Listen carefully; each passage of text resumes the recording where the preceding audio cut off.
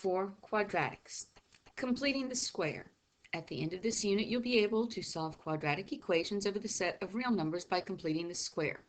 You'll also be able to solve them over the set of imaginary numbers. Not going to do a lot with imaginary numbers just yet. That's in our next unit. But we are going to get introduced to them right now. So before we begin by completing the square, we're going to do a quick introduction. Again, not a lot of work with imaginaries, just so that you know what they are. An equation, such as x squared plus 1 equals 0, it doesn't have a real solution. So mathematicians define the imaginary numbers to represent their solutions.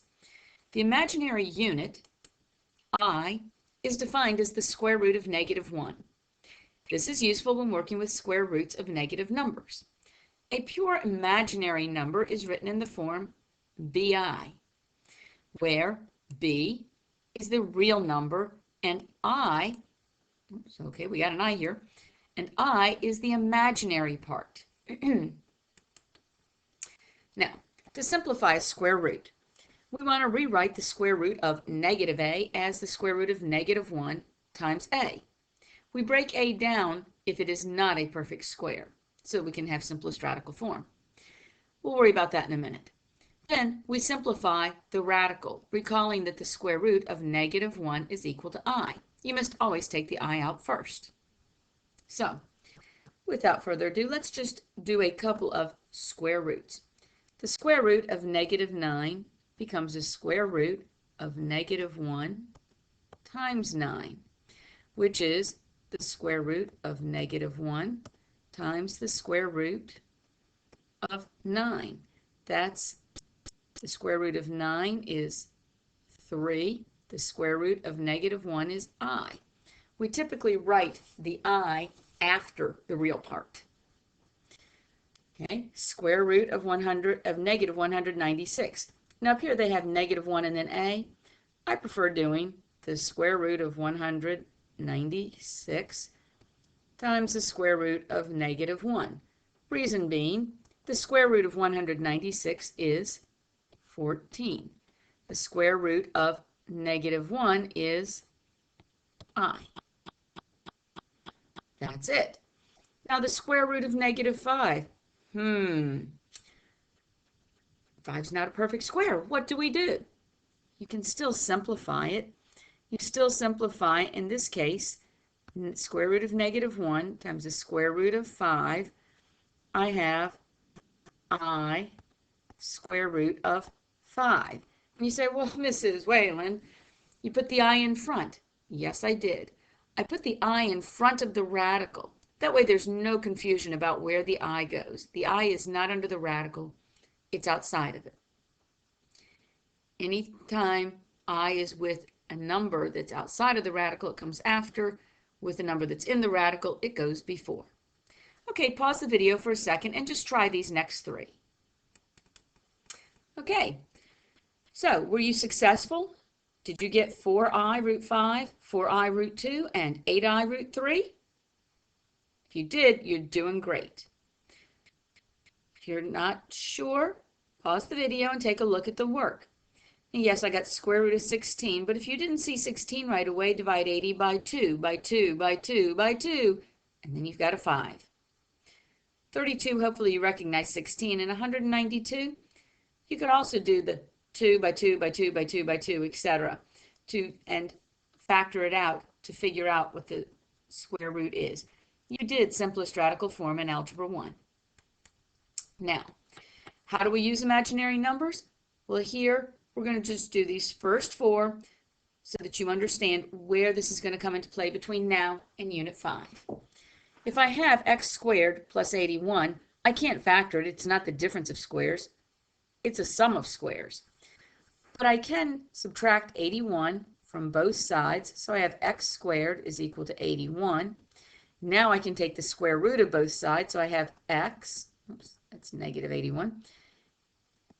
X is equal to plus or minus the square root of -81.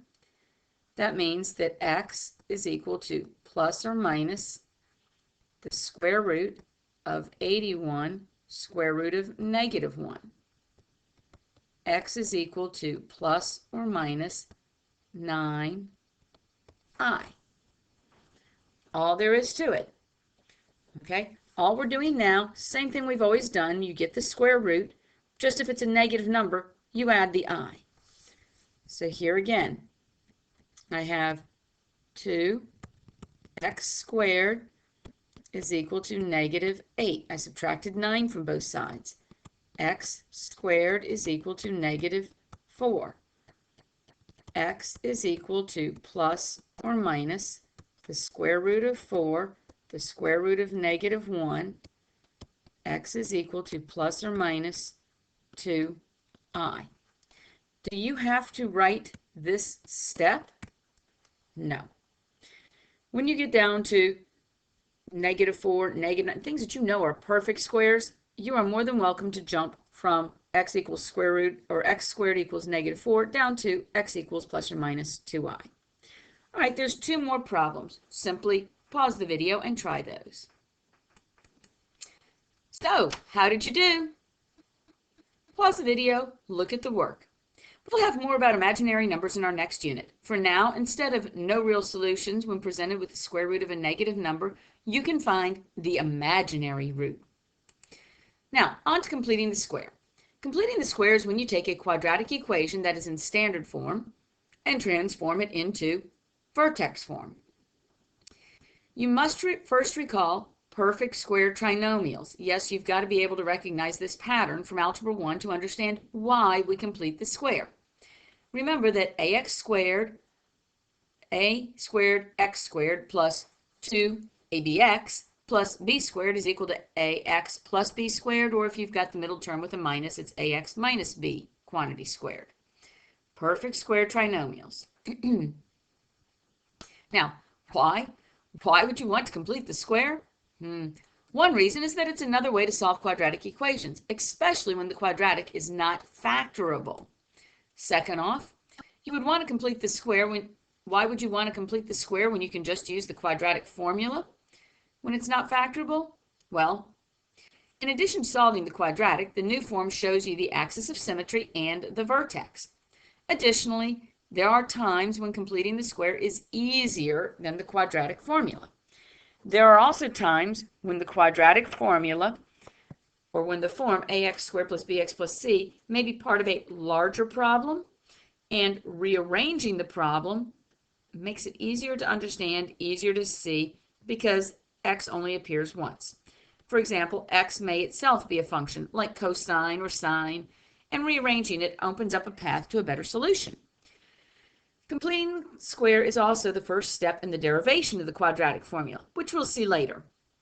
Bottom line, think of it as another tool in your mathematics toolbox, and you're going to have to be able to do it on quizzes and tests in this course, and you're going to have to demonstrate its mastery on the SOL. So, without further ado, completing the square. We say we have a simple expression like x squared plus bx. Having x twice in the same expression can make life hard. What can we do? Well, with a little inspiration from geometry, we can convert it like this. Notice, x squared is the big tile, bx is the rectangular tile. We get x squared because x times x is x squared, bx, long as x, this is b, this is bx, area model. Now, what if I chop the bx in half? Then this length is just b over 2. This is b over 2. I slide it down here because both these lengths are x. I can attach it. Now I have something that's x plus b over 2, x plus b over 2. But I'm missing this tiny little piece. This tiny little piece is b over 2 squared, or b squared over 4. Okay? As you can see, x squared plus bx can be arranged nearly into a square. And what do? Well, we can complete the square, thus the name completing the square. Now, in algebra, it looks like this. X squared plus bx. I complete the square, I add the b over 2 quantity squared. Now I've got a perfect square trinomial, and I can factor it. Woohoo! So, by adding b over 2 quantity squared, I can complete the square. And in the factor, x plus b over 2 quantity squared, it has x appearing only once. This is great. I can now set the factor equal to 0 and solve. So, keeping balance. If you're given an expression, no equals, so it's not an equation, it's just an expression, I can't just add b over 2 quantity squared without also subtracting it. So notice if I have x squared plus 6x plus 7, b is 6 in this case. Half of 6 is 3, and so we'll do 1/2 of 6 is equal to 3. 3 squared is equal to 9. So b over 2 quantity squared is equal to my 6 over 2 quantity squared is equal to 9. Now, I can just add 9 to an expression, so I wind up with x plus 6x plus the 9.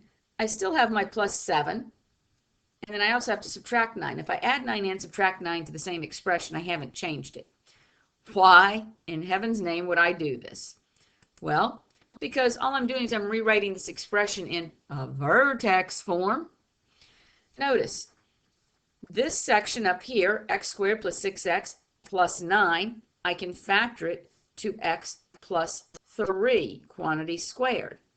The 7 minus 3, 7 minus 3 squared, that's 7 minus 9, winds up becoming -2. Now I've taken my expression and I've just put it into vertex form.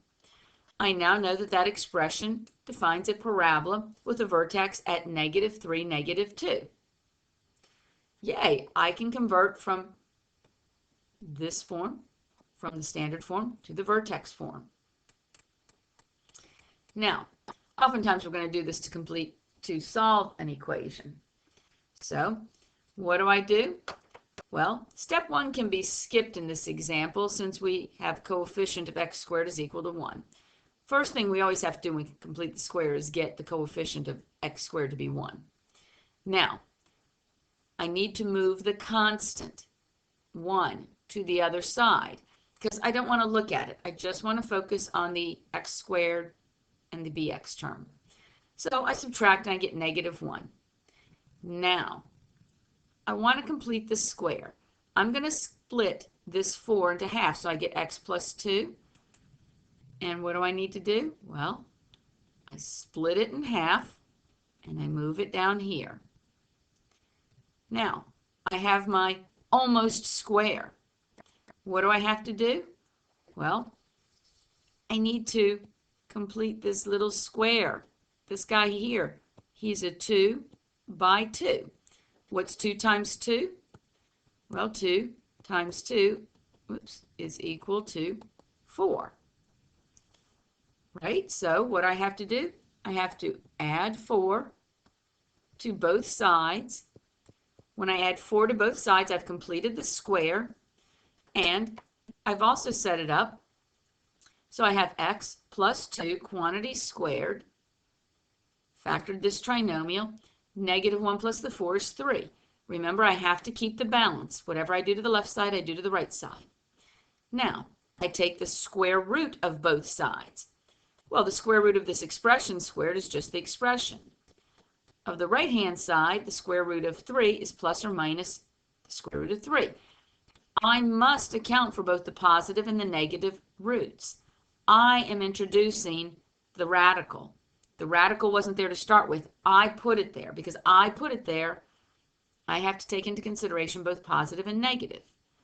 Now, here's an interesting and useful thing. At the end of step 3, we had the equation x plus 2 quantity squared equals 3. I could subtract 3 from both sides, and boom, I have the vertex form.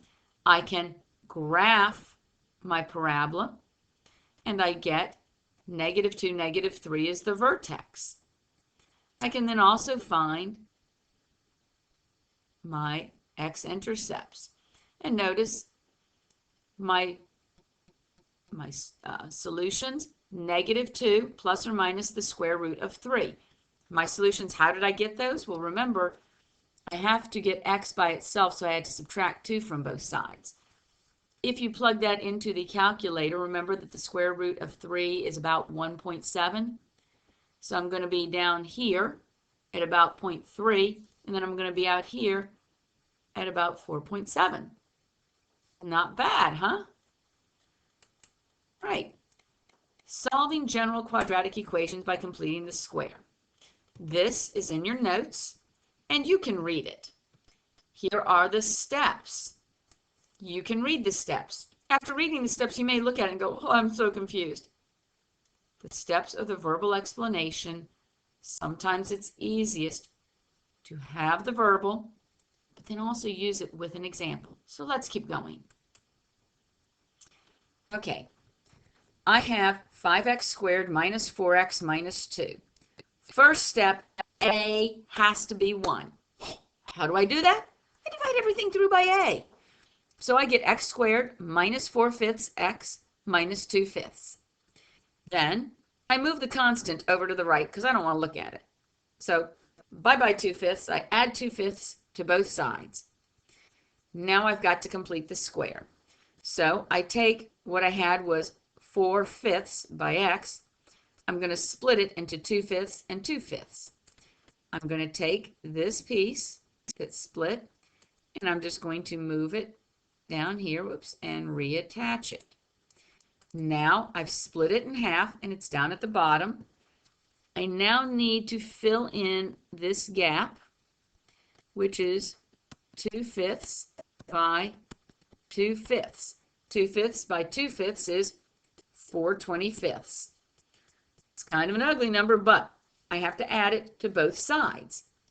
Now, as ugly as it is, the whole reason I did it was so that I could complete the square and factor. So when I factor, the square root of 4 is 2, the square root of 25 is 5, the middle term's a minus, x minus 2/5 quantity squared is equal to, how did I get 14/25? Remember, you have to add 2/5 and 4/25, so I need 2/5, and I've got to multiply that by 5 over 5 is equal to 10/25. To add fractions, I need a like denominator. Now 10/25 plus 4/5 is 14/25. I take the square root of both sides. Great! X minus 2/5 is equal to plus or minus the square root of 14/25. Now, that's an ugly little decimal. I can do it in simplest radical form. Remember that the square root of 25 is 5. So I can get the square root of 14 over 5. As long as I don't have a radical in the denominator, I'm golden. And then I add 2/5 to both sides, and I wind up with this guy. That should look familiar from Algebra 1 to the quadratic formula solution. Now, the vertex is at 2/5 and -14/5. Where did -14/5 come from? Looks like it should be -14/25. Remember that a was equal to 5, and you divided by 5 to get the correct y coordinate. Multiply -14/25 by 5, and you get -14/5. Boom. All good. You're not going to have to know this so much. Suffice it to look at this. Now, it's your turn. Try a couple of these. Pause the video and try this. Back. What number do I need to add to complete the square? Well, I need to half -3/2, and I get -3/4, and I square it, and I get 9/16. So 9/16 must be added to both sides to complete the square. What number should be added to x squared plus 5/7 x? You got it. Half the 5/7 quantity squared. 1/2 of 5/7 quantity squared is 25/196. Now, try solving each one of these. Pause the video, come back, and look at the solution. Okay, you're back. I'm not going to take a long time. Just take a look at each one of these. In each case, I first made sure that A was 1. A was always 1 in all of these. Then I moved the constant to the right-hand side. I added or subtracted it away. So that's what I did here. I moved 5, got -5. I moved the -4, got +4. Moved the -1, I got 1. Oh, yay, 11's already on the other side, so I could skip that step. Then I took 1/2 of the B term, squared it, and added it to both sides. Don't forget to add it to both sides. I added 4, I added 4. Remember, I can add, that's the addition property of equality. Whatever I do to one side, I do to both sides, boom. Next, I took and factored the left-hand side. It's a perfect square trinomial, so this just became x minus 6, quantity squared, x minus 2, quantity squared, x minus 1, quantity squared, x plus 6, quantity squared. On the right-hand side, I simplified the constant. Then I took the square root of both sides, after which I had to add or subtract whatever was being added or subtracted to the x. So in this case, I added 6 to both sides. I added 2. Oops, come down here. I added 1. I subtracted 6. And I have my expression. Now, notice here in the red one, I had plus or minus the square root of 8. I have to simplify that. The square root of 8 is 2 square root of 2. Always make sure it's simplest radical form. You can pause the video and take a little more time looking over each one of these solutions. In summary, you start with ax squared plus bx plus c. You divide the entire equation by a because x squared, the x squared term must have a coefficient of 1. So then you put c over a on the other side. You add it or subtract it. If it's negative, you add it. If it's positive, you subtract it. Then you add b over 2a quantity squared to both sides. Now you're ready to solve. You complete the square. Okay, if you want to put it in vertex form, you can bring the constant back. I factor and I solve. This is one explanation. You can find additional explanation at the following links. They're all going to be the same thing, maybe said a little bit differently, but it's all the same process. Go out and check out some of the other explanations if you like. It can be helpful to see the same thing presented in a variety of ways.